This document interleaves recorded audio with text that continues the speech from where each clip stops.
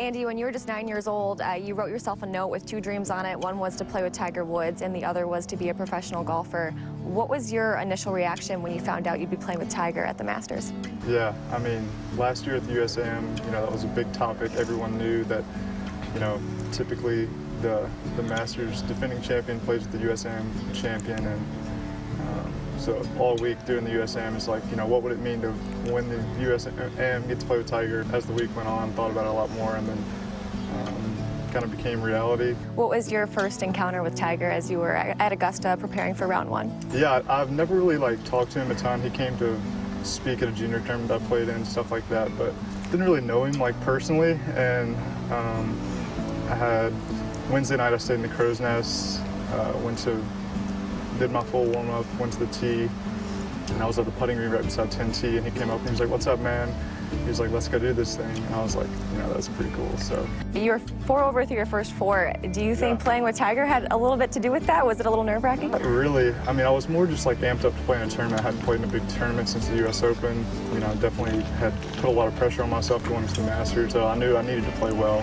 Obviously, playing with Tiger is a little different than playing with anyone else, but I think I just got a little too amped up, and I was trying a little too hard, trying to force stuff, and just kind of, after the first 4 holes, my caddy and I were like, all right, let's just stack some good shots, get some momentum going, get back on our feet, so to speak, and was able to make a couple birdies and kind of turn it around. I mean, playing Augusta is enough pressure in itself. Yeah. With the tournament being postponed, I think it was 7 months, how did that kind of ruin, I guess, your plans to turn pro? Yeah, so initially my plan was to play the Masters, and then I was going to play a couple more college events, play the national championship, and then turn pro the day after the national championship, and I would have typically gotten 7 starts after that. So I was like, I can't turn down the Masters. I could have turned pro early, played the US Open as a pro, played the whole summer as a pro, but I talked to a lot of people, and everyone just seemed to think that you only get one chance to play the Masters as an amateur, especially my ties to Georgia Tech, Bobby Jones, and the amateur traditions at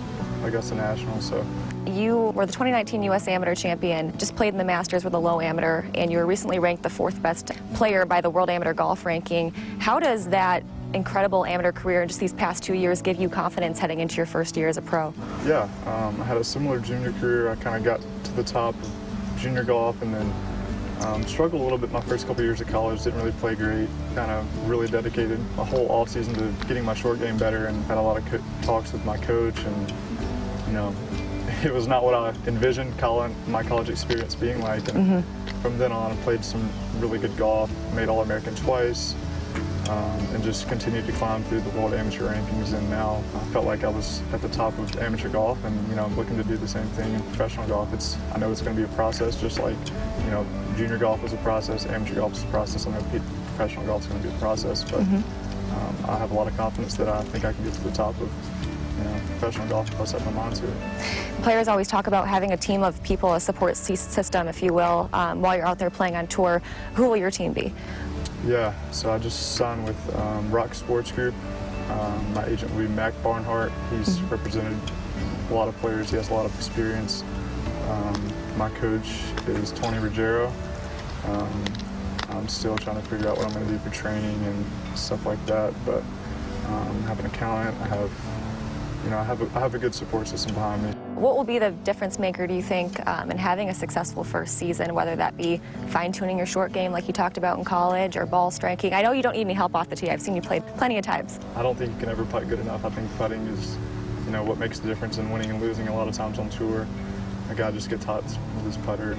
I think right now I'm leading the tour in strokes gained putting. Obviously, I've only played 6 rounds, but it's good to see kind of that reassurance against the best players in the world, and just keep growing with that and see what I can do.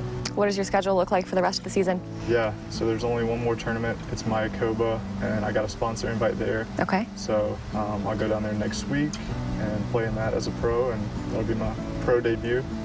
And then we'll see what next year looks like. I can get 6 more sponsor invites, so hopefully try to get all of those lined up here pretty soon.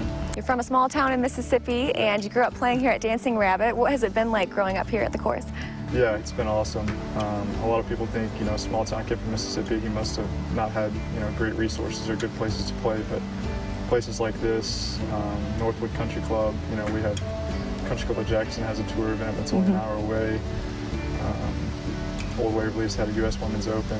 You know, there's a lot of really good places in Mississippi to play. There's a lot of really good players. For me, there wasn't a lot of junior golfers, and I hope that, you know, what I've done will allow junior golfers to kind of see that, you know, this is possible.